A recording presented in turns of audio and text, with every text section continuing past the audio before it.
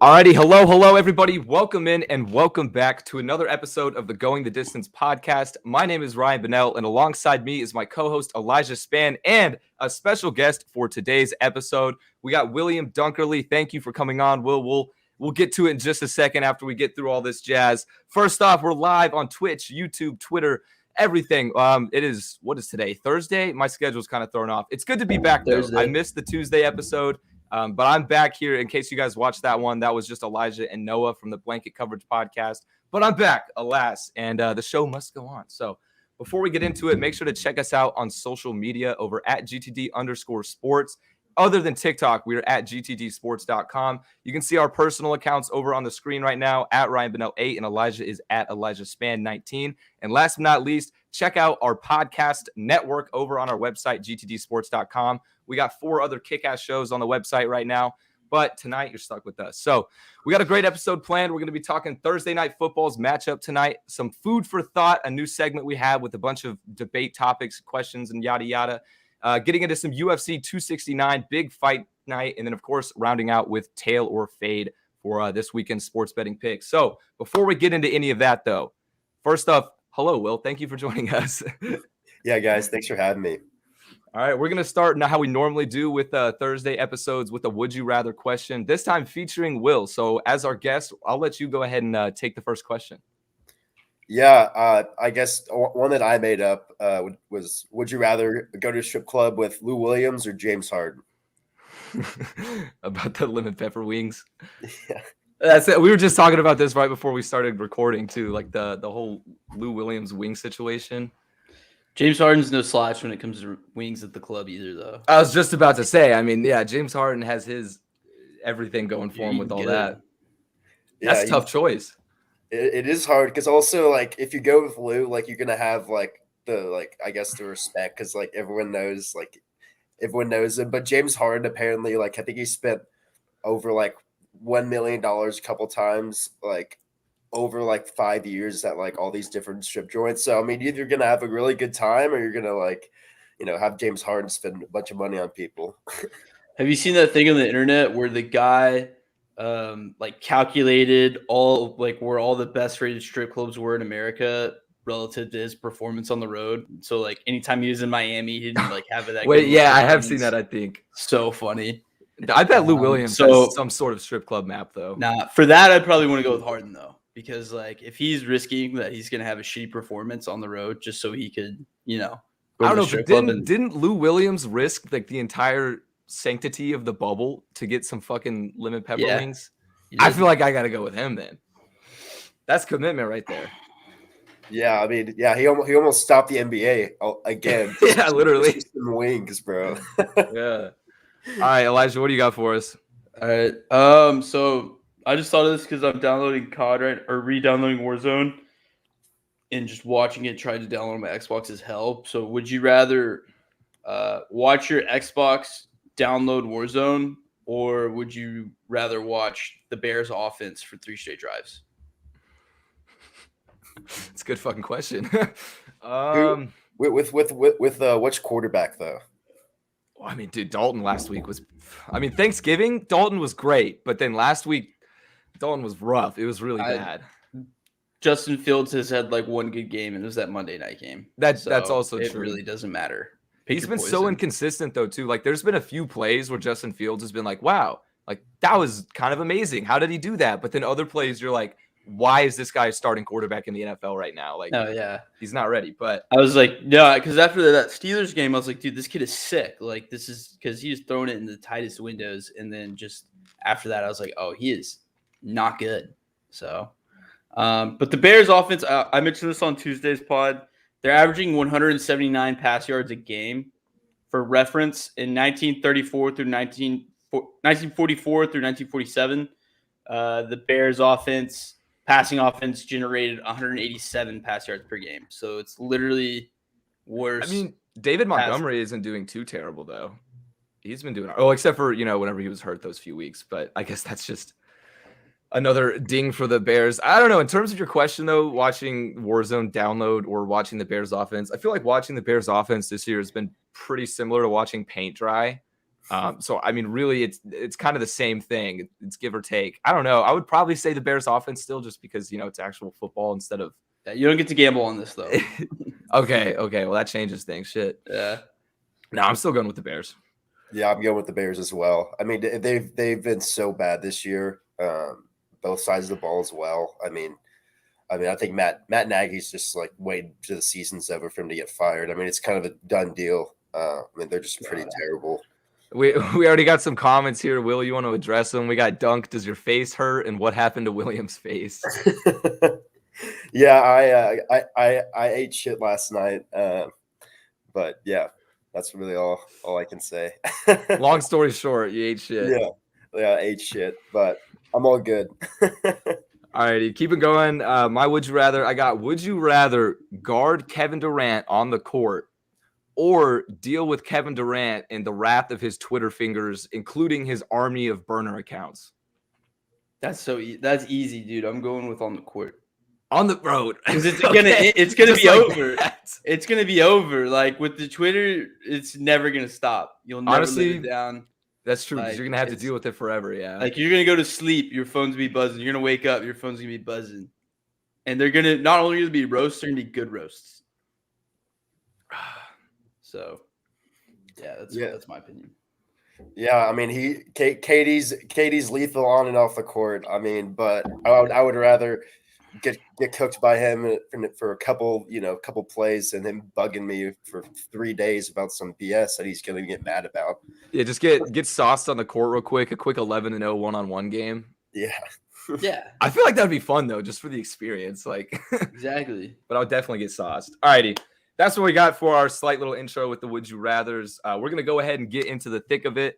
Now, with Thursday Night Football, we got a matchup. Steelers plus 3.5. They are the underdogs tonight on the road in Minnesota, taking on the Vikings, who just lost a brutal, brutal game to the Lions. So how are we feeling about this matchup? So I was like watching SportsCenter when work, like the last hour of work. And I was like, yeah, I'm definitely going to bet on the Vikings today. And I looked at that spread minus 3.5, and I was like, oh, I don't know. That's kind of a lot. But for some reason, I feel like the Vikings can pull it out and they can cover just because they were let down so bad. They're still in the playoff hunt. And another thing, too, it's one of my favorite things to do is bet on teams after a big win, because like that Baltimore game for Pittsburgh was such like a grinded out game. Classic. It was huge too. Yeah. Classic AFC North game. Like they put it all out there. They're probably dog ass tired. It's a Thursday night game. I mean, I don't know. You could say the same thing about the Vikings, but they lost, so they have more to fight for. Like they're kind of pissed off. And plus, you got Big Ben's noodle arm, bro. Can't trust him on 4 days of rest. Right. So, I would say that, obviously you would like to think that the Vikings would win this game. I mean, they're favorited. The odds makers think they should win at least. But, and I guess they still are technically in the playoff hunt on like the shit end of it, though. But I would say that the Vikings may come out just looking like shit, complete shit, like Bears type shit, and get Zimmer fired. I think they want Zimmer out of there. And I know they're not going to like throw the game, obviously, but I think if they lose this game, though, I wouldn't be surprised if Zimmer gets fired right away. Yeah, I totally agree. I mean, they both are huge disappointments this season. I mean, not even just based off record. They're okay football teams. And that loss last week to the Lions is almost a nail in the coffin, I think, for Zimmer. I mean, they're just not good. I mean, they have so much talent on the offensive side of the ball and just has not been put to use. I mean, part of it you can blame Kirk Cousins, but I mean, his numbers are solid at the end of the day. He's like definitely a middle of the pack quarterback for sure. Cousins, he's not like amazing. He's not going to go out and win you a Super Bowl, but he's not going to, he's not going to lose you 10 games. He's going to get you to at least around 500 usually, I'd say. Yeah, I totally agree with that. I mean, it's just hard. I mean, they used to be such a dominant, good football team, and now they're just kind of floundering. And I mean, we'll see. I mean, I think they could also rebuild after this year if they fire Zimmer and move on from some of the contracts they have. I mean, especially, they're paying Kirk a lot of money for this team to be mediocre. So, yeah, I don't know. We'll see. Yeah, there's been a lot of buzz about some of these guys like Kirk who just eat up so much of the cap, who are good and who are worth like franchise QB money, but like you can't win it all with Kirk Cousins. You can't. So I think there might be a good chance that he's going to have to take less money somewhere else. Yeah, I wouldn't be surprised. I also wouldn't be surprised too. I kind of am curious to get JD, one of our bloggers at GTD Sports, is a huge Vikings fan. I kind of want to get his take on like blowing it up. You know what I mean? I don't know like the details in terms of like the contracts, their cap room, all that. So of course that would probably change things. But I mean, they might be looking at rebuild time soon, but it's hard to say that with a guy like Dalvin Cook, It's tough. So, and especially Justin Jefferson, like you said, Doug, they have all this talent. And Thielen too. I mean, yeah, and Dalvin Cook though tonight, that's another thing to talk about too, is Cook is playing tonight after that shoulder. I forgot what exactly the shoulder injury was. I thought it was his shoulder. Okay. Either way, he got hurt. Yeah, he sat out last game, and Madison. I mean, Madison is one of the best backups, arguably the best backup running back in the league, and he ate. So, do you guys feel like they're kind of rushing playing Dalvin Cook right now? Definitely. Yeah, I would agree. I think they're. I mean, I think Zimmer is just like feeling the heat, and he's just trying to. I mean, they have a talented running backs as well, but I mean, I think they're just rushing to stay in the playoff hunt, and I don't know if it's a great idea. Honestly, that's a good way to put it. I think it is kind of Zimmer like pulling out all the tricks, like doing whatever he can, regardless. Because just imagine though, if Cook ends up going in and getting hurt again, the blood's going to be on Zimmer's hands. Like that's not going to look good. Because Madison is fully capable as a backup. Like I mean, it's hard to say there's not much of a drop off because it's fucking Dalvin Cook, but I mean, he's gonna get you yards. Like they have a pretty decent offensive line. Definitely. Oh, I see a question here. That flag that's on my background behind me. So those are flowers. This is my aunt's back house, and it's like a close-up photo of her flowers. It's not what you think it is. Oh wait, I guess it looks like tits. Yeah. That's pretty funny. It's not tits. So, all right. Anyway, though, back to the game. We're kind of talking about like the Vikings still being in playoff contention, but from Pittsburgh's standpoint, what's their record now? Are they 6-6 or they're close to 500, right? Yeah, they're 6-1 because they tied with the Lions. You remember? Yeah, I think that is it. 6-1. So, do you think they are actually in playoff contention? Or do you think they're pulling the typical Pittsburgh bullshit of fake it till you make it and find ways to win games? Because that's what Mike Tomlin does. I mean, the guy's never had a losing season. So I know we hear that all the time, but it is what it is. And this might be his first, but I don't know. He keeps on finding ways. Like Big Ben just will occasionally have a game where he looks decent and not like the worst quarterback in the league. And then the next week he will, like he did against Cincinnati. But, I mean, he had good games against the Chargers, which they lost that game. He looked okay enough to beat the Ravens last week. And then in the Bears, he looked okay. And then he'll just have other games where it's just like, what are we doing here? Yeah. I don't – it's tough to say because the AFC is so wide open too right now. Like, especially the division, the AFC North. I mean, they could finish anywhere from – they're not going to win the division, but they could probably finish anywhere from second to fourth. Like it's truly a wild card with the Browns, Bengals, and Browns, Bengals, Steelers right now. Ravens seem like they should win the division, but they keep giving me reasons to question them.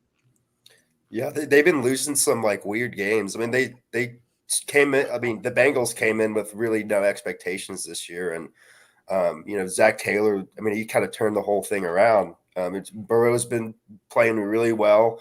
But I mean, if at Steelers wise, this is Ben's last year, I think, at the end of the day. And I think, Elijah, you kind of mentioned it before the podcast. I mean, they're going to be looking to get a new quarterback, especially they should be looking at Pickett out of Pittsburgh. I mean, he's going to be I think he's going to be a really good quarterback in the NFL. But I think right now, like you said, Mike Tomlin's such a really good coach, and I don't know. I think they could definitely squeak in the playoffs, but I don't know. They're definitely not the same. They can make the playoffs, but that would be it. Yeah. Before we move on, what is y'all's prediction tonight? Who's winning, Steelers or Vikings? I'm taking the Vikings. I usually fade the Vikings, but I'm taking them tonight. I'm taking the Vikings as well. Yeah, I think they're gonna win. Vikings. Shit, we all three said Vikings, bro. Now the Steelers Steelers are win. gonna win. Steelers Damn gonna it, win. dude. I know. There we go. Damn it. All righty.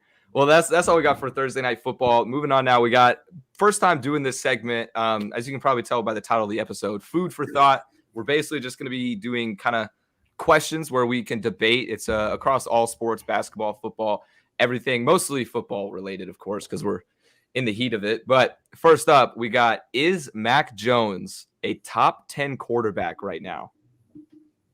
This is kind of juicy. Right now? Right Like, now, at is this he a very top 10 moment. quarterback? I mean, Let's try and name 10 guys better than Mac Jones, and then that'll decide. okay. So Dak. Rodgers, Dak, Brady, Mahomes. Okay. I would say Russell Wilson. Russell Wilson. Yeah. I don't know. This season, he's Okay. kind of trash. If we're saying this season right here, right now, like Yeah. week 13. Actually, you We're know what? Let's going- do that. Yeah, let's do like right now as it stands. Yeah, Russell Wilson has been playing like shit. So all those guys, not Russ. I'm trying to think too. Did you say Mahomes already? Yeah, Mahomes. I would say Derek Carr. Derek Carr's been playing really well. Yeah, he's been great this season. Would you say Taylor Heineke? Taylor Heineke's been on fire right now. No, I don't know. I wouldn't take him over Mac Jones. Yeah, that's kind of my argument. Yeah. This is tough to think like on the See, spot. Josh Allen, Yeah, Josh Allen. Yeah, it's even easy. though he hasn't been as good. Joe Burrow, Justin Herbert. I would agree with both of them. Yeah, Yeah. that's 8. Um, Even I would probably take Kirk Cousins over him. Honestly, Ooh, that's tough though. That's tough. it's a tough one. I Stafford. Stafford, yeah, Yeah, definitely. that's 9. So And Murray, Kyler Murray. That's definitely 10. did we not say Murray? No, we didn't No. say him yet. Okay, so I mean, it depends on who you ask, like him or Kirk Cousins. I would say honestly, oh man, that's tough. I mean, as much as like the dog on Kirk Cousins, like he is good. Right now, man, it's hard to argue with his 3 interceptions on the year. I guess Mac would probably be like 11 or 10. Yeah, He's fringe. He's fringe 10. I just got a text dunk from Sebastian saying Josh Allen. we got him up there. We got him up there. Josh for sure. Allen. Josh Allen's definitely better than Mac Jones. Yeah, I think Mac Jones would be right on the outside though of the top 10. Yeah. I think it's fun to think about him being a top 10 quarterback. Like it's fun to think of the rookie having such a great year, but that's when it comes down to it, that's kind of tough. I mean, they won Monday night when he threw 3 passes. So Yeah, literally, bro. They ran the ball the entire game, and one of the defensive backs was like, "Oh, dude, he still played great. I mean, he's a quarterback. He manages the offense." And I was just like, "Oh, I mean, I guess you could put it in that sense." But yeah, I mean, the thing is I mean, what did they won? 7 straight games. Their last loss was the Cowboys. So, I mean, that's very impressive for a rookie quarterback, though. Like, Yeah, that's nuts. that's nuts. But Yeah. I mean, I would say I would agree. I mean, he's fringe 10, maybe he's definitely top 15. maybe it's the Patriots because the Patriots, I mean, they only went 7-9 last year and they had Cam Newton as their quarterback. And I think we can tell by this year, Cam Newton fucking sucks. Cam Newton's fucking done, dude. He's terrible. So that might just be maybe he's just like kind of average and the Patriots are just good enough. And Bill Belichick's just a good enough head coach that we're just blown away by how good he is. Yeah, what was Cam's stat? I think he had like seven touchdown passes and like 9 interceptions last year. I think that was his line. Yeah, I think you're right. He probably had a few rushing touchdowns though, but I mean, still, that's He had a that's few, bad. but yeah. Yeah, it's because I think he might have missed 2 games. It's not like, it's terrible if you're a starting quarterback. That's So awful. to answer the question, it seems like we all kind of agree. Mac Jones is fringe top 10, kind of pushing it. I think he'll get there for sure, though. Like 100%, he's on the path. Probably by next year. Yeah, probably next season he'll be top 10. All right, next up, switching to basketball for this one. Is LeBron James receiving too much of the blame for the Lakers' early season woes? I should have checked. I forgot their exact record, but they're around like 12-12. They were 11-12. So they're around 500, which isn't terrible. They're still in the playoffs, but I mean, considering they had finals expectations at the beginning of the year, it's been a slow start. So do you guys think LeBron is taking too much slack? I mean, I called it that this was going to be a slow start. So It seems like it is with LeBron and these like superstar teams. And they're still figuring out the whole Westbrook thing. And AD is not as advertised. No, AD is a say number that. 2. He's a solid number 2 and will never be a number 1 ever. Yeah, I remember when guys were saying like it was like 2 years ago, like, oh, I'd rather have AD than Giannis, and I was like, I don't know, because he can't stay healthy either, and he's not been. I mean, he's been playing like a number 2 or 3 guy when their expectation for him is you're the number 1 guy, man. Like LeBron's 37 now. Yeah. Like, how is he supposed to carry this team? You know? Yeah, exactly. Like if they were able to kind of hand the baton off like the Lakers front office was expecting, of like when LeBron misses, AD just steps up to the plate, it would be going a lot better. And I mean, I know the Russell Westbrook situation is kind of still underworks, but Russ has been putting up some pretty good numbers as of late. I think he's averaging like over 20, like over 25 and 5 in the last 2 weeks. So I mean, that's pretty solid. I mean, you also saw this with the Wizards last year. I mean, they had a terrible start, and I mean, part of it was Westbrook and figuring out how to. I mean, he just changed the team again, and I think part of it is integrating him into the offense. I mean, because LeBron, in the past has been the guy with the ball, and I don't know. We'll see. I think they're disappointment, and I don't know. I think it's been a fair amount of criticism for LeBron, but honestly, I don't think Frank Vogel should be getting a lot of crap for this. I mean, he's a solid coach, and I mean, going back to his Pacer days, he took some okay Pacer teams to the Eastern Conference Finals, and we'll see. They might make a change after this year for the head coach. So I don't know. It's always a lot of expectations for the Lakers either way. Yeah, I mean, I agree that Vogel's a good coach. Even LeBron has like backed him up a lot of times when he's faced criticism. And I mean, if LeBron is supporting the coach, that usually means something. Because I mean, whenever he was basically the GM, head coach, and everything back in Cleveland, he's kind of stepped back a little bit, let Frank do more work. But in terms of receiving too much criticism, I think the media is always gonna pin this kind of shit on LeBron because he's LeBron. He's like the face of the team. He is the Lakers right now. But I would say the blame should really just be on the team, like the team as a whole. I mean, their execution has just not been there. Like I feel like Vogel hasn't really done anything wrong to deserve criticism either. So like they just got to get it done. They just got to start winning games. Yeah, I agree. I mean, I think it's always anyone who's a top 5 player is gonna get criticism. If they do something or not, or it just comes along with being considered the GOAT, right? Yeah, no, I mean exactly.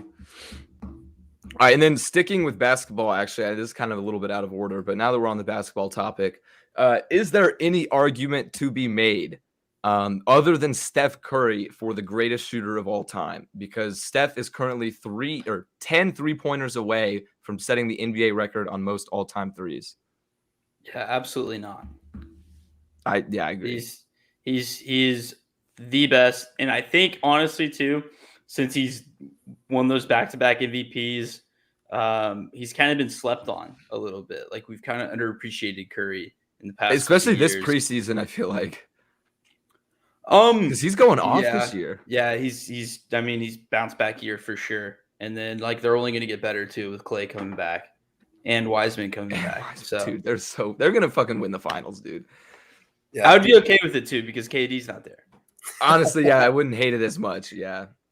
Yeah, I mean, and the thing is we've kind of we forgot about him, but the past 2 years, the Warriors just haven't been that good of a team, and along with that, I don't think Curry has got. I mean, he was an MVP conversation last year, but I mean, the team didn't make the playoffs, so it's kind of like you need to measure your success based off the team as well. But I mean, there's no debate; he's the best shooter of all time. I mean, there's like Reggie Miller, Ray Allen. I mean, they're freaking amazing, but I mean, Steph literally changed the game. for the modern NBA. So I mean, it's so cool to see him play too. I mean, the way he plays basketball is just it's like watching jazz, as they say. It's crazy. Yeah, And poetry in motion. All the half court shots too. Yeah, he's definitely one of the most exciting players to watch.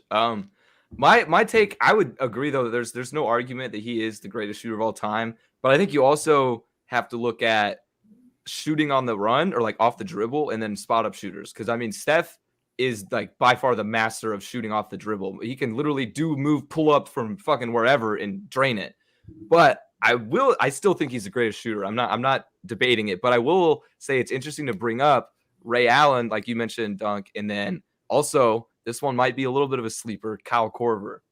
Don't sleep on Korver, bro. He has some all-time three-point records. He has the highest three-point percentage in a game. He has the highest three-point percentage for a season. I mean, his job was literally to go out there, stand still, and shoot the ball anytime it touches his hands. And he was good at it. Would they call him the best spot-up three-point shooter in the league? That's what I'm saying. So in terms of spot-up, he may be in that conversation too. Best role player for three-point shooting. Yes, that would be a better separation. But yeah, no, that's a good argument. I think his name probably deserves to be thrown out there a little more. Yeah, he's super. I think he was always pretty underrated, underappreciated. But I mean, it's funny. I think my opinion, I think Korver and Clay, they play pretty similar because they're more spot up guys. I mean, you remember when how many threes did Clay hit in that game when he had like 57 or something? I think he had 7 dribbles. Yeah, I remember which game you're talking about. And he had like 27 points in the third quarter or something. Yeah. That's the definition of a spot up shooter. You don't need to dribble to get a good shot. It's just kind of knowing their offense too. Yeah, Clay is also in that conversation too for like best spot up shooter of all time. Like, I mean, literally, they have 2 of the best shooters in NBA history on the same roster. Mm. I hope, though. I mean, I know it's a little bit different with like injuries and shooting because I'm thinking of whenever Clay comes back, he's probably not going to be the same player all around. But after 2 brutal injuries like that, I wonder if it's going to affect his shot. Because I mean, I know it's all about the follow through and whatnot, but half of the shot is using your legs, and he tore his ACL and his Achilles back to back. So like, I don't know. That's got to have some sort of effect. All right. In terms of though that question, it seems like we're all in agreement. Steph Curry is the greatest shooter. I just thought I'd bring that one up because he's so close to setting the record. To break the record. Yeah, pretty relevant right now. Well, all right. Watch him do it. Watch him doing it like because he's gonna hit all 10 threes in one game just to be like. Yeah, I wouldn't be surprised. There was talk that he was gonna do it in his last game. They were talking about it because he said that he was like, what was Clay's record? Because I think Clay had 13 in a game. He's like, maybe I could break Clay's record and get the all-time record at the same time, but didn't happen. He was going for it. He had 12. He had like 12 3-point shots in the first half. He went like 4 from 12 or 4-4-12. God, that was a tongue twister.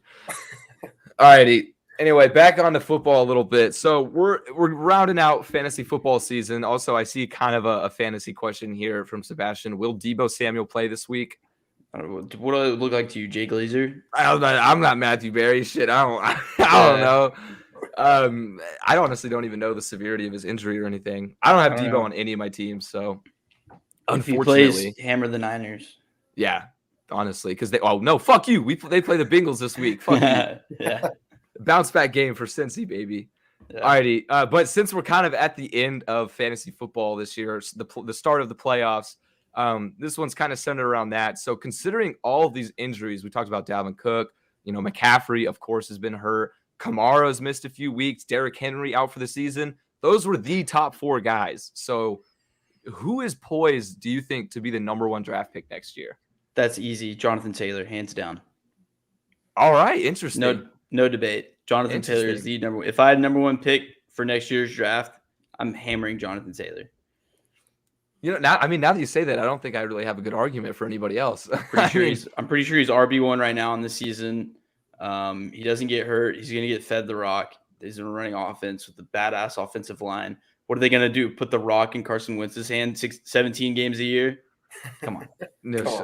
Dunk, I see you shaking your head. I assume you agree then, Jonathan Taylor. Yeah, it's it got me thinking. I think before this season, I think a lot of people were really high on McCaffrey coming back, but man, he's been such a disappointment just because of health and all that. But yeah, I mean, what a season he's had. How many touchdowns? He had 5 touchdowns in a single game, right? Oh my God, that was glorious. I have him on my fantasy team. 53 points. Oh my Chef's kiss, God. dude. I loved it.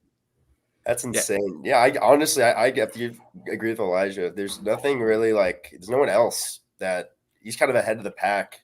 I also want to say that for a GTD league, I threw out. I was like, "Hey, should we draft Jonathan Taylor?" And you shot me down immediately. So Bro, I will be the first to admit, at the beginning of the season, I saw Jonathan Taylor in like the top 10, and I was like, what the fuck is who's gonna draft him in the first round? Joke's on me. Joke is on me, but in the league I have him, I ended up trading for him like right before he started popping off. But I will say I was very nervous about Nyheim Hines and Marlon Mack, but they have been non-existent. I thought it was going to be, I thought it was going to be a crowded running back room. He's too good. I just knew that. I mean, he's too good at Wisconsin to be like a non-factor in the league. All right, so I'm looking at the fantasy rankings. Jonathan Taylor is number 1. Then it's Austin Eckler, then Joe Mixon. Joe Mixon of all people. Finally, it happens. Yeah, finally, dude. He's finally getting some credit out there. Yeah, I got Eckler this year. What do you think about I mean, I guess running backs are always the hot commodity in fantasy, so they'll probably go first. But you could maybe make a case for Justin Jefferson or Cooper Kupp even. Yeah, Kupp's been phenomenal this year too. I mean, LA has so many weapons, and I mean, he just keeps getting fed the ball, man. I mean, he's been phenomenal. It's been cool to watch. Yeah, that Stafford Kupp connection is legit. Yeah, I think Stafford. Oh, go ahead. I was gonna say I think I'll have to agree though. John, like looking at the rankings, it does seem like Jonathan Taylor would be probably poised for the number 1, unless somehow, I mean, you never know. Like ESPN and whoever does the rankings, they might still put like Derrick Henry above him because he'll be healthy next year. But yeah, I'd have to see. I don't know how recoverable like his injury is. Like I don't know because he broke like the metatarsal, which is the outside bone like on your pinky toe, right? I don't know. I think. I'm pretty sure. So. I don't know. I'm I not believe doctor. you. Bro, I run a sports podcast, bro. You think I know about the bones in the body? I mean, we're kind of supposed to, but all right, whatever. Probably should, but it's not. Whatever. Anyway, I don't know, like how, like when Dak broke his ankle, they were saying like, oh, he'll be back next year, no worries. Like, it's not going to be an issue. Is it going to be like that, or is it going to be like when you tear your Achilles and then you don't have the same explosiveness? Probably leaning towards more like a Dak-esque injury where you can just come back and it'll be fine. But you never know with some of these guys. So if that's the case, then yeah. McCaffrey, I think, he just has this reputation now. Yeah. Watch him go in the bottom of the first round or like mid to bottom of the first and then finally play full season. And then that player is a genius. The league champion. And then Kamara's probably still going to be in top 5. Like, it's just pretty uncharacteristic of him to miss these games. And then he's never really had any injury troubles. Yeah. And then Dalvin Cook, I mean, it's just a given if you draft that guy, he's going to miss at least 2 to 3 games. Yeah. Would y'all put I have Nick Chubb on my team. Would you put Nick Chubb up there in top 10 running backs right now still? Yeah, I would probably like near the bottom just because of the whole receiving thing. Like, because everyone plays PPR now. Like, I'll take Eckler over Chubb. Oh, yeah. I totally agree with that. I have a question. Who do y'all think is like the favorite for the Super Bowl this year? Because I mean, it's kind of wide open, like compared to other years. Right now, statistically, the most likely matchup is the Buccaneers versus the Patriots, which would be fucking amazing TV. Like, that would be amazing. Everybody would watch that shit. Yeah, it'd be like match made in heaven. It's like a movie. That's a popcorn. Exactly. Yeah. The media is going to eat that shit up, dude, with so many hype videos, storylines, all that. But I realistically though, at the beginning of the year, I picked the Rams and the Bills. Do I think that's going to happen still? No. I honestly am leaning now more towards Packers against probably the Patriots, honestly. Packers and Patriots. That's what I think. What about you, Elijah? I don't even know. I want to say Cowboys so bad, but Fuck off. They just the 3 out of 4 dropping 3 out of 4 really hurt me on that. Probably can the Packers get past the NFC Championship? I don't know. Tom Brady's still rolling. Tom Brady's my MVP. So it'd be hard for the not to pick the Bucks. I'm not gonna make these aren't like official picks. But I would probably say like Bucks, and I don't know. I don't think the Chiefs can get past to the Super Bowl. I mean, probably the Patriots, dude. Like they're just rolling. It's Darth Sidious, like the evil empire. They're at it again. You know what I mean? They're back. They made another Death Star. Yeah. Exactly, dude. Yeah, except this time instead of Darth Vader, they have Kylo Ren. So it's like, yeah. I think it's hard. It's hard not to, not bet on Tom Brady at this point. I mean, yeah, that's true. I mean, they still look solid. And going to the Chiefs, I mean, they're still a good team, but their offense does not look the same. I'll be honest. They look kind of like a shell of themselves sometimes. And I mean, at the end of the day, whoever's going to be the hottest to the end of the season, and I think this is one of the most kind of toss-up years in a while because there's such a good team. Playoffs are going to be so great. This is probably going to be the best playoffs in a decade. I mean, we got like the Cardinals who are 10-2, and I could probably name 5 teams that I think are better than the Cardinals right now. Like, it's just a weird year. Yeah, I feel like people sleeping on the Cardinals is going to come back to bite us in the ass, though. At some point. That's true. They might, because I feel like nobody's going to pick them in the playoffs. Everyone's make a deep run. Everyone's sleeping on him, man. And like, God, I just don't want to admit that Cliff Kingsbury might be a good coach. Either. Dude, same, because he's honestly turned them the fuck around this year, which is nuts. You don't go 10-2 by being a bad head coach, and it's just like, but I don't want to accept that fact that he is. Well, it's just when the hire was weird as it was. I mean, him coming out of Tech, being mediocre. I mean, they didn't win more than 7 games, I don't think, when he was at Tech. Yeah, dude couldn't even win a conference championship with the greatest quarterback of our generation, like Patrick Mahomes. Like, what? I mean, but I'll just say it. I mean, hats off to him, man. I mean, he saved his job this year. And the thing is, I think the thing that's going to really hurt them is, it sucks that JJ Watt's hurt again, and he was playing so well before his injury. Like he looked like his old self, and of course, I mean I think that's going to bite him in the ass down the road. I mean, that's just the story of JJ Watt. Playing like just ridiculous level of football, and then being out for the rest of the year. Like literally, it's just a recipe at this point. Yeah, he might retire soon, man. But I mean, he's one of the best defenders of all time. Yeah, definitely, for sure. Yeah, was this deal 2 years, 3 years? I think it was 2. Okay. I could be wrong though. I think it is 2. Okay. I just noticed we got a question here. TCU or Texas A&M this Saturday. Oh, I didn't even think about that. We play in college basketball. We play A&M. I would like to say TCU because I would have thought we would have lost to Utah last night, but we beat Utah. That was a pretty good win. And A&M is really not that great at basketball. Like we're pretty on par with each other. Yeah, I was at the game last night. It was awesome actually. We I don't know. I mean that loss we had to was it Santa Clara. Santa Clara. That was a beatdown. Like that was one of the worst basketball games I think I've ever seen. Honestly, that was just ugly. Yeah, it was ugly. But I mean, it's hard to be biased, not be biased. But I mean, A&M hasn't really played anyone so far. Yeah, exactly. But I mean, neither have we until Utah. But I guess you could say Santa Clara is decent. But hey, we played Oral Bob. Oh yeah, Oral Roberts is also a decent. And then we didn't cover the spread, which I was super happy about because I bet on Oral Bob by half a fucking point. There you go. All righty, sticking to it though. Wait, what, Dunk? I said, what do y'all think about Max? Or Roberts play Ace. Oh, Max, yeah, Max Asmus, dude, he's fucking good. I think he's a first round talent.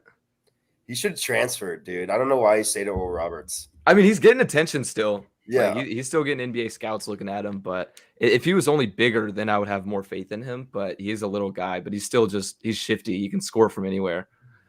All right, though, sticking to it. Back to the food for thought. with all the college football coaching hullabaloo, everybody moving around, do you think loyalty should exist in college football? Or do you think people should just realize it's a business and move on with their day? Man, that's a really good question. I definitely don't like these big time coaches just hopping from like big job to the next big job. It's really irks me the wrong way. And I don't know. I can't really elaborate on it. Like, yeah, at the same time, it's exciting. It's these big fat contracts. There's a lot of expectations that come with it with guys that could probably handle it. But at the same time, it's just kind of like, why, Mario Cristobal dicked over Oregon. Yeah, You know what I literally, mean? he fucked them. Like, nobody thought that was going to happen until just, like, he just left like that. And then, yeah, until like 2 weeks ago, and they were like, hey, he might go to Miami. People are like, what? And then Brian Kelly definitely dicked over Notre Dame.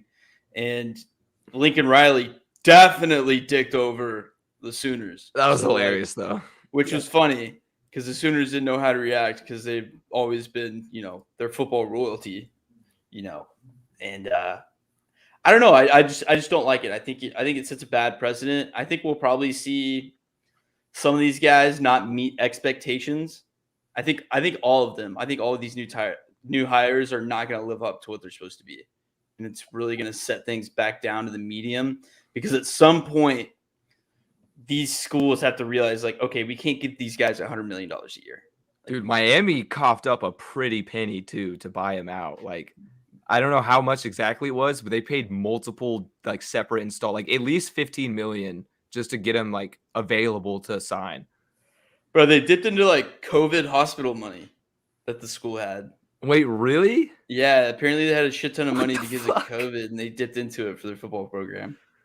Dude, Miami has turned into one of the like sketchiest programs. I swear, dude. Like and they're impatient as well. I mean, Manny Diaz wasn't amazing, but I mean, I think for some programs, it's a coach isn't going to change the culture at the end of the day all the time. It's got to be all the way down to the all the whole athletics or what even the president of the school. It just, I agree. It's not good for college football. I mean, I'll say this. I don't think USC can get much worse. So I think Lincoln Riley, and with Cristobal leaving Oregon, I mean, they kind of have an opportunity to, Pac-12 is not very good. They're gonna, if they have the expectations to get some better recruits and all that, then I think they're definitely going to be in conversation as one of the best teams again. But it's bad. I mean, and the thing is you see all these recruits like hopping schools too. Like I think it's bad for both sides. Yeah, with the NIL era, everybody's transferring left and right now. It's nuts. I think my take on it though, with this whole thing, and I kind of agree with some of the points you guys have already made about like some of the current coaching hires, is I really miss, and I wasn't really alive for these days, but I miss the days where like, rivalry games really, really meant something and stuff like that. And like with coaches moving, just taking every better opportunity they get, at the drop of a hat, it kind of takes that element out of college football, which is also one of the things that made college football so special is like, the passion for it rather than the NFL where it's just a money game.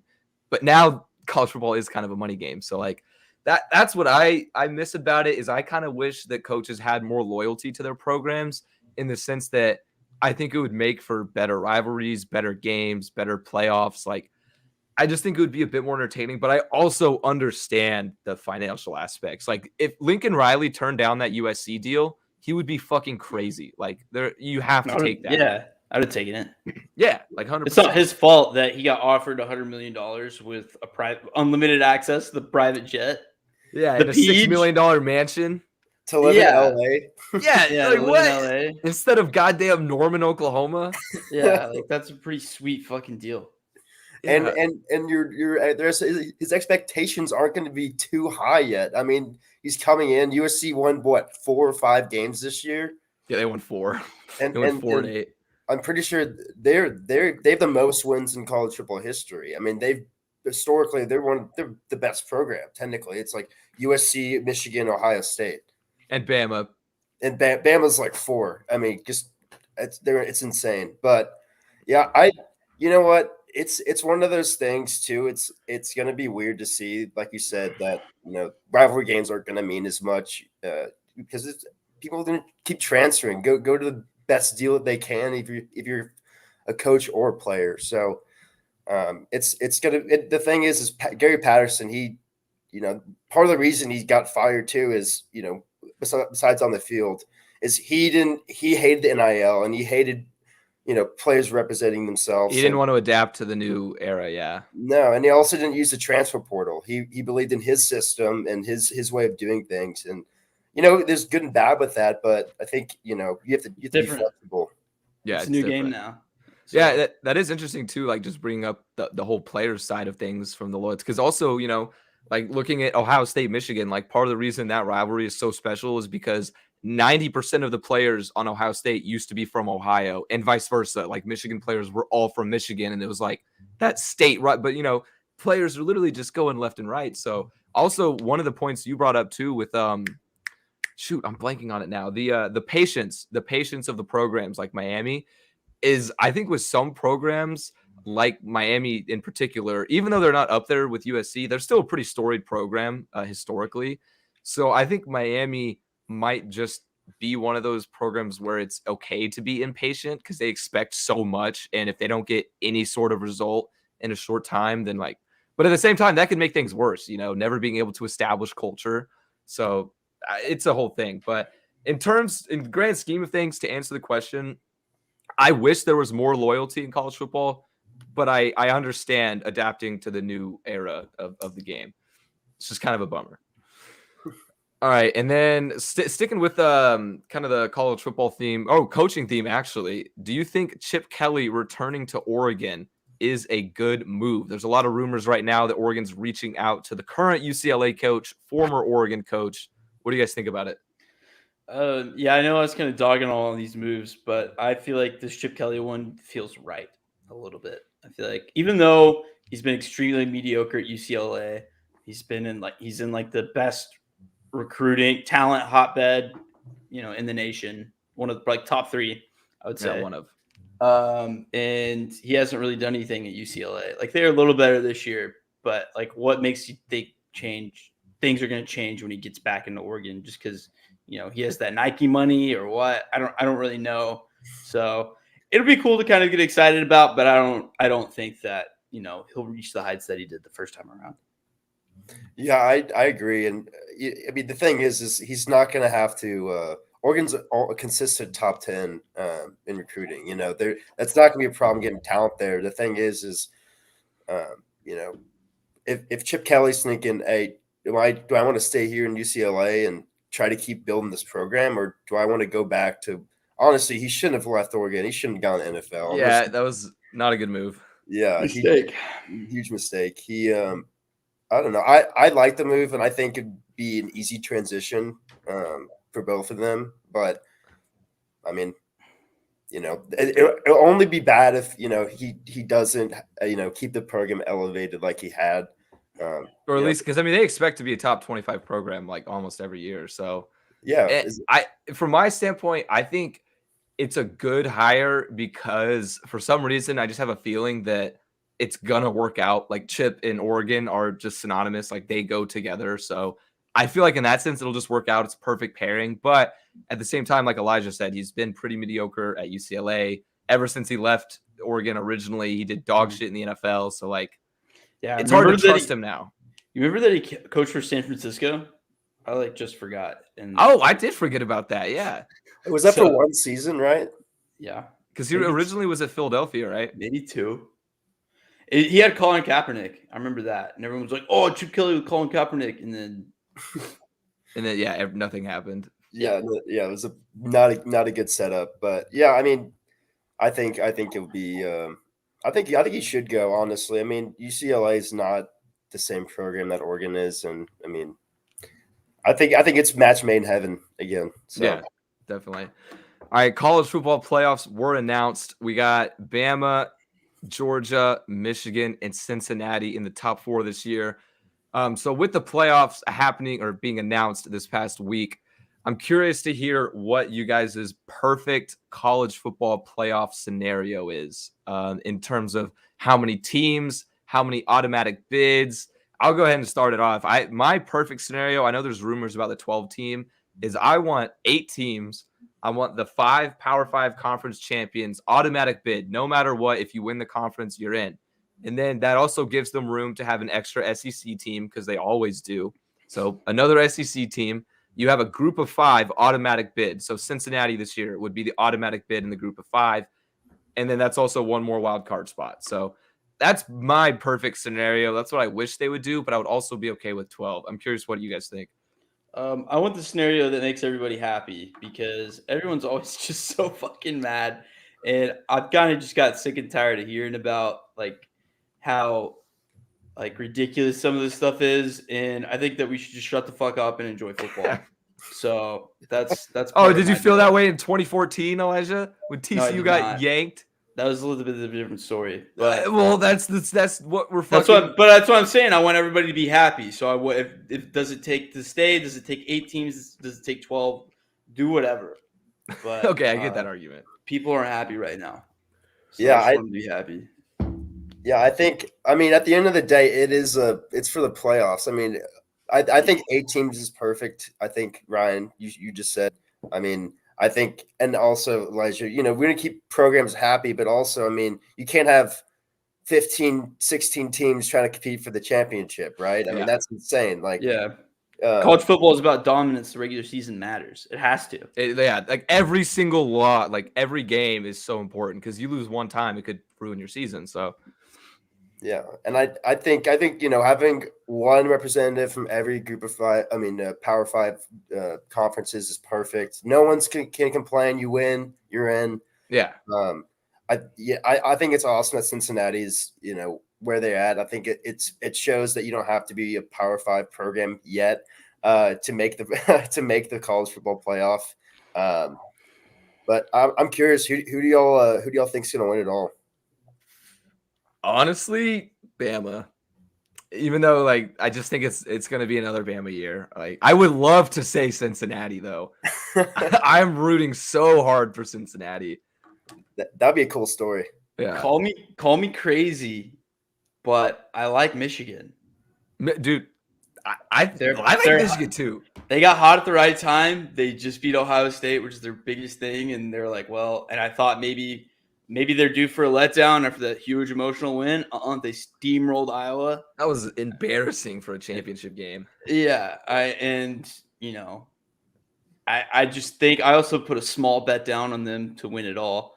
But I think they could do it. I think Bama's still vulnerable, like with their offensive line shit, even though Georgia didn't get the job done. So it's not like last year's Bama, right? Yeah. Like this is still a Bama team that, they've been caught in some games. They lost to Texas A&M, but then they just shoved the fuck up on last Saturday.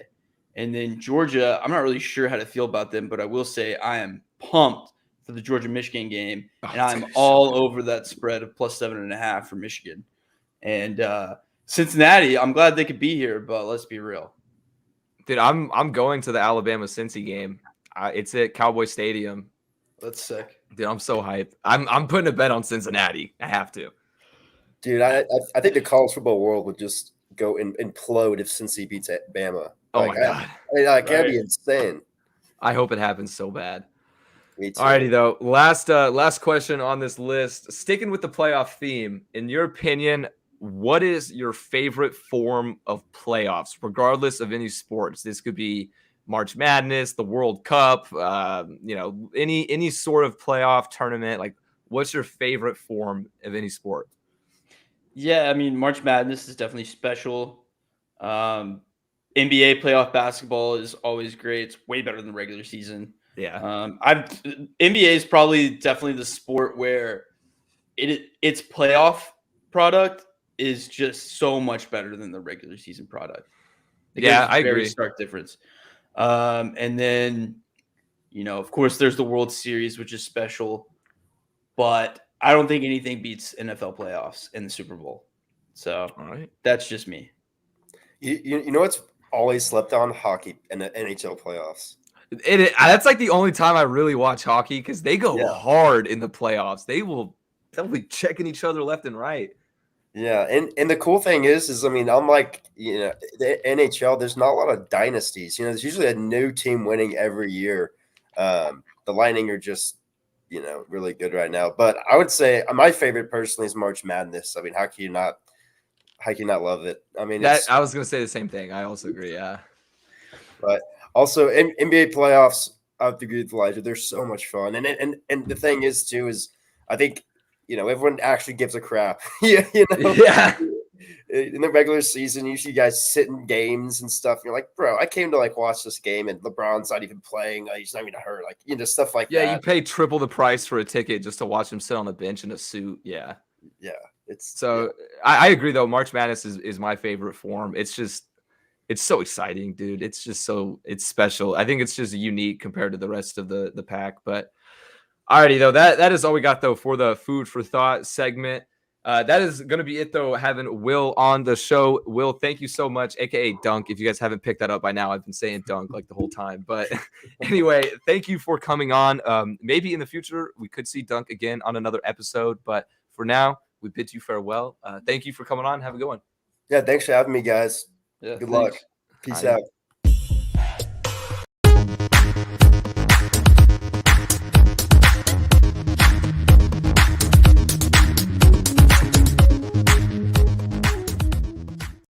All right, definitely clicked the wrong button there, but we're good. Fine. It's all good.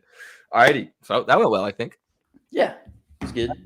So we're gonna kind of wrap it up a little bit. Too long left. We're gonna talk about UFC 269 this weekend. Then I'm gonna do a little quick Formula One rant, and then of course Taylor fade. So first up, we got UFC 269 this weekend. Absolutely gorgeous fight card. It's the lightweight title fight, baby. One we've all been waiting for. By far the most exciting division in the UFC. We got Charles Oliveira versus Dustin Poirier, which, in my opinion, this is already Poirier's belt, and Oliveira is just a slight little obstacle in his way of putting it around his waist. So, what are your thoughts on this weekend's card? Yeah, Poirier is just he's gonna win. He's gonna win. He's minus 160, but I'm like tempted to just throw 160 to win 100. I am too, dude, because that's the scary part. Dude, because he is so, and also I'm very surprised too. I thought he would be like minus 300 favorite. Really? Because no disrespect to Oliveira, because obviously he got the championship. It was an interim championship. It's hard to say it was earned, but he's been in the lightweight division for a long time. He's been winning, but his track record compared to Poirier, like Poirier goes against much better competition and wins. Poirier is scary, man. Dude, he is one of the like terrifying. Physically, he doesn't look the scariest like Francis Ngannou or guys like that. But just the way he fights is terrifying. Because I mean, the way that he was slamming McGregor on the ground that first round before McGregor broke his ankle, was insane. So yeah, I'm gonna throw some money down. I don't know how much. I'm a little nervous to throw down. Like I even saw it was like it's 155 where I got it, and it was like risk 100 to win 65, and I was like, oh. Man, it's tempting, bro. It's tempting because I feel like it's free money, but I already have him in a parlay too, which I'll get to the parlay at the end. But yeah, but no, this is Poirier's fight. Yeah, I agree. There's also, I mean, literally every single fight on the main card is ranked fighters. We got Amanda Nunes and Juliana Pena, which the bantamweight title. Nunes is minus 950 odds as a favorite.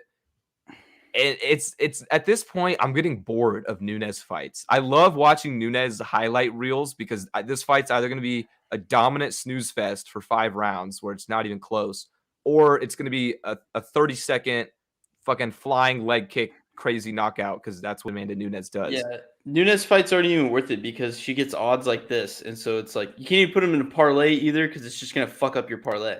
Yeah, it's really not worth it. Like props to Pena though for. I feel like it takes balls to fight Nunes at this point in her career, but I don't know. I'm ready to see Nunes switch divisions, even though she is the champ. I want to see her take on Valentina Shevchenko. And imagine if Nunes won that fight, she would literally hold 3 separate titles in all 3 women's divisions, which would be nuts. Like that's the fight. And Dana, fucking make it happen.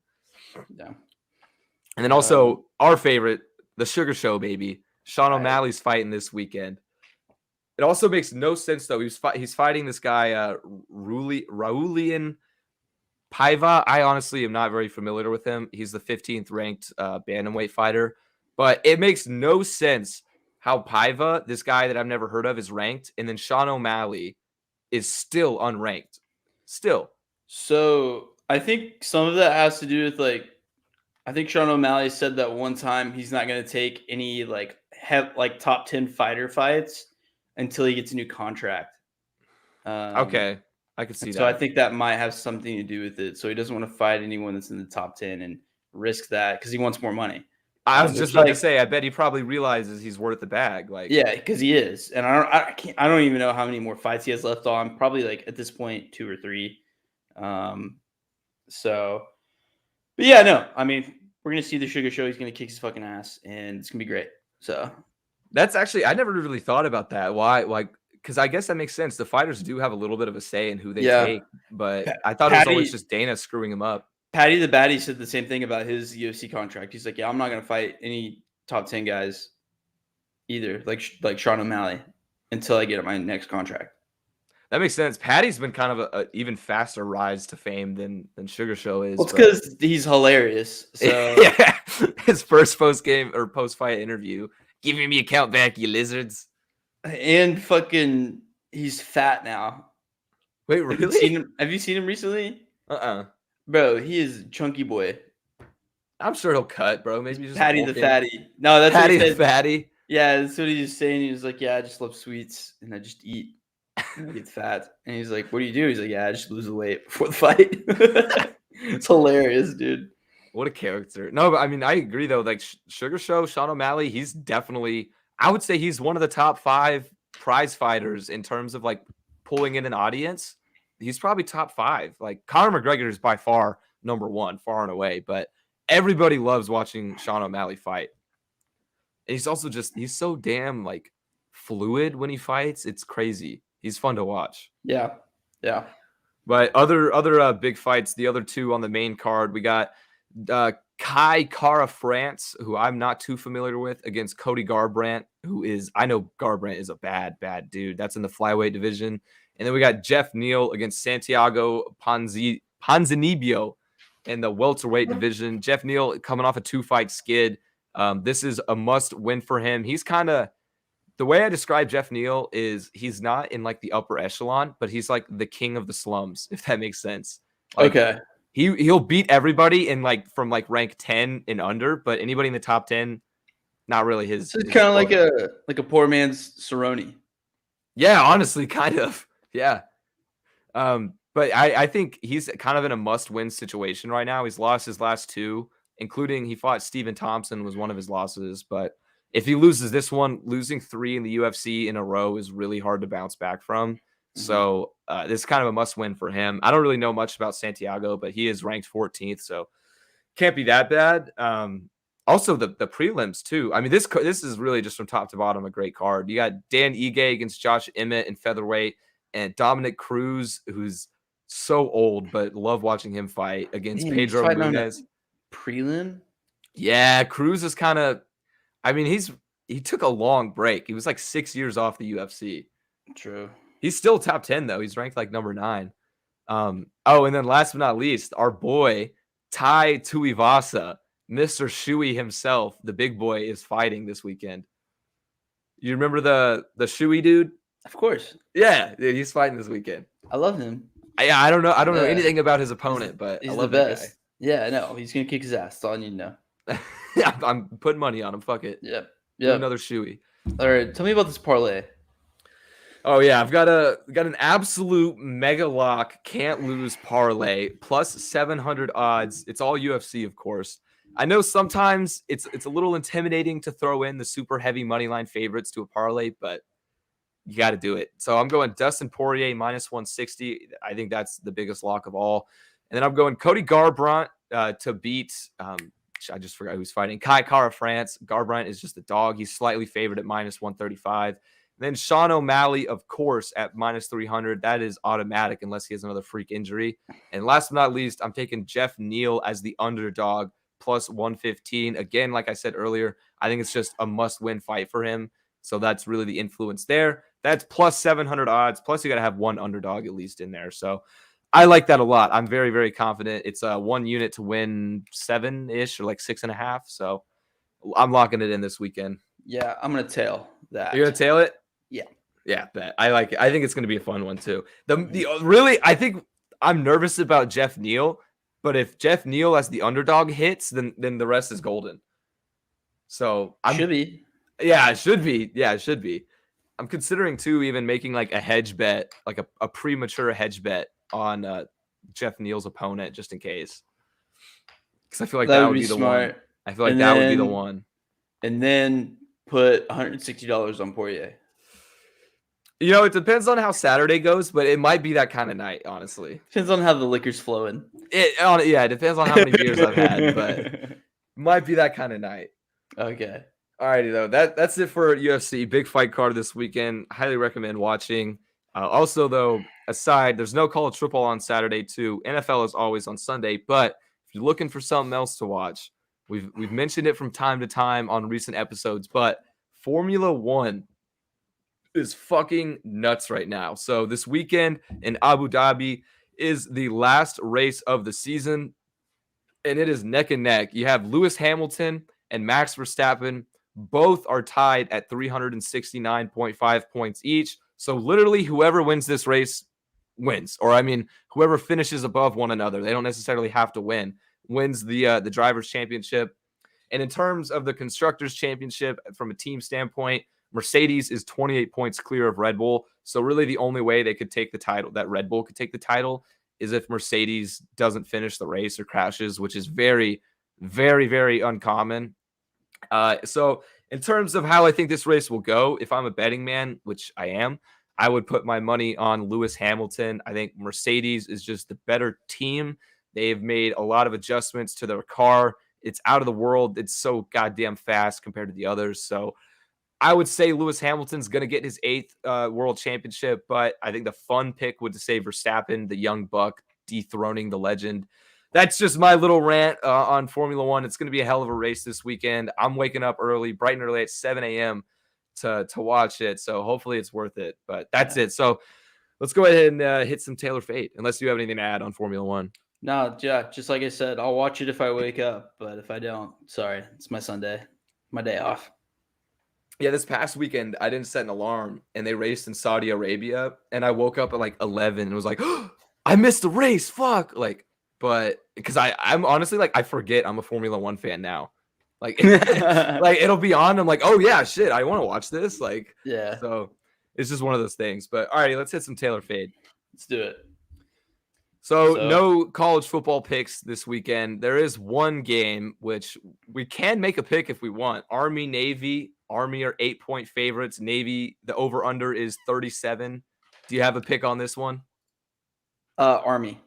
Army, really? I'm gonna go with Navy plus 8 just because I think it's the what's it called? The rivalry. Well, yeah, but what are they midshipmen? called? No, I'm talking like the actual like the universities, like West Point, Air Force. What are they called? Academies, right? Yeah, the Naval Academy in West Point. Yeah, you know what I mean. But no, there's like a term for it. No, that's their name. Like the Navy's the Naval Academy. I know, but I thought there was a term for like all the teams like combined. They're called like a certain type of team. I don't know. It doesn't matter. But that's the only college football game on this weekend. So we're gonna stick with NFL. Are you thinking about it now? Yeah. I feel like there's a word that is used to describe like the military teams. Whatever. I don't know. I'm done. Yeah, moving on. Let's hit some NFL picks. So I'll go ahead and start. I'm going first up. Dallas Cowboys at the Washington football team over 48. They went under last week. So I'll go, and so did Washington. So I'll go with offensive explosion at the over. All right. Tail on that one. Next up, I'm taking. This one makes me nervous, just mostly because of the Jags. But Jags at Titans over 43.5. Another over. Fade. All right. That's a kind of a low total, too. That's why I'm a little nervous. But I feel like the Titans might score like 31 themselves. All right. Next up, I'm going Seahawks. The team total, not the game over under. Seahawks only team total over 24.5 against the Texans. I think Houston's defense has just been giving up a lot. Plus, the Seahawks offense looked a lot better against San Francisco. I'm going to fade. All right. I wish that number was 24 instead of 24.5. That's why I'm fading. Yeah, I want it to be 20. I might buy half a point because I want it to be 24 so bad instead of that. All right, this one, I'm nervous too. The line has changed from 7.5 to 10. But I'm still gonna roll with it. Lions plus 10 at the Broncos. This is a lot of points. Fuck it. Lions win streak. Let's take Lions win streak, bro. If they win, they'll still be in the playoff contention. I'm still so mad that I had Lions money line, but in a parlay that didn't hit. That's got to be fucking frustrating. It's like I was like a part of it, and then I wasn't because the Dolphins couldn't hit the over, and. You were part. You mean like just being a part of like the Lions fandom, getting the win? Yeah, and then like being there and like winning money off of it, and like but whatever. All right, and then last but not least, on my NFL card, I'm going with the Los Angeles Chargers minus 9.5 against the Giants. That's a big spread, but I think they're rolling after that 41-point performance in Cincinnati. Yeah, Jake Fromm is starting this game. That's also another element. I didn't even think about that. So I am tailing for that reason. Yeah, I had that pick without even thinking about Jake Fromm. That's even another reason. No, because if it was Danny Dimes, I would have faded. Yeah, because that is a lot of points. 10-point win. But all righty, let's hear your picks. Okay, so I got Cowboys minus 4.5 at the football team. Mike McCarthy literally guaranteed a win. We're fired up. Fuck yeah. He did guarantee a win. I saw that. 4.5 though. If this he's smashing watermelons, bro. Before this game. If this was 3.5, I would be much more obligated to take it. I think I'm gonna have to fade. It's a road game, a divisional game. I think the Cowboys will win, but it might be closer than 4.5. 4.5 is a lot of points. It is kind of, which is like weird to think. But in betting, it is. Yeah, it really is, though. I've learned that the hard way many times. Next up, I got Bucks minus 3.5 versus the Bills. I smell a blowout. I'm hesitant because I think the Bills are in must-win territory. I think Bucks are rolling, dude. Are the Bucks at home? Smell. Fuck, dude. I feel like the public's going to be all over Tampa, too, on this one. Yeah, they are, actually. And which is weird because I thought they'd be all over the Bills because the public loves the Bills. Man, dude. I'm going to fade just because I think the Bills need a win, but I think you're right in the sense that the Bucks could definitely just roll them. I smell it. You smell it cooking? I smell it. All right, next up, this is probably my favorite bet of the week. Texans plus 8 versus the Seahawks. I'm going to tail that one pretty easily. I have a feeling that the public's going to be on Seattle after that big win. They are. Yeah, so that makes sense. I feel like that's also a lot of fucking points, especially with as slow paced as Seattle's offense has been. I mean, I know I bet on them to score points, but like I think it could be a high scoring game. And I just don't trust, Russell Wilson had that good first game back, but is he back? I don't know. Hard to say. I got Packers minus 12.5 versus the Bears. Oh, that's a big spread for a rivalry game and a divisional game. Matt Nagy is coaching. I still am. That's all you got to say. Just no injuries, no nothing. Just Matt Nagy. Mm-hmm. Yeah, I'm going to tail that. I think the Packers can blow them out. And last but not least, Rams revenge game at Cardinals plus 2.5 Rams. Oh, heavy tail, bro. I think the Rams are winning this game. I'm going with money line even, but it's safer to take the 2.5 points. So I heavily agree with that one though. Yes, sir. All righty. That's all we got. I have a few excess bets, but I already kind of mentioned those in the UFC talk. But so that's all we got for this Thursday episode. It was good to be back. I missed on Tuesday, had a 2-year anniversary with my girlfriend, so we went out, did a little fancy dinner and all that jazz. So appreciate still tuning in for those that watched on Tuesday with Noah, and also a big shout out to Noah for filling in. Blanket Coverage podcast host. Make sure to go check all that out. But that's it for this week. We'll be back on Tuesday. UFC this weekend, Formula 1 this weekend, and as always, NFL. So we'll be back to talk about it all on Tuesday. Anything to add? When do bowl games start? Is it next week after Saturday, or is it another week? I think the first one is like the 17th. It's a weird know what we schedule. Should do next Thursday? Huh? Is have one big giant Taylor fade with all the bowl games. I would definitely be down for that. Let's do it. We could even see if Zach could come on too. Zach would be down. Yeah, definitely. Yeah, Zach would want to do that. Talk a lot of bowl game bets. That would be great. Yeah, we'll make sure to actually take into account his picks too and our bets off of that. We'd have to divvy it up though. Find a way to divvy them all up. Yeah, but every single one, and then we all do it, and then see what our record is. Who's out on top? Yeah, no, I'm or down. Maybe we bring Zach in. We just give our picks, no Taylor fade, and then winner. Oh wait, I kind of like that. We all just have our own, even if they agree with one another. Yeah. No, we can have and all. Who of has our the picks. best record? Yeah, I fuck with that. Be a little competition. Yeah, I don't know either or. No, I'd be just down for that. brainstorming right here. The last 5 minutes of the episode, but yeah, all right, that's our show. Yeah, y'all tune in. We'll have something planned in terms of bowl game bets for next Thursday.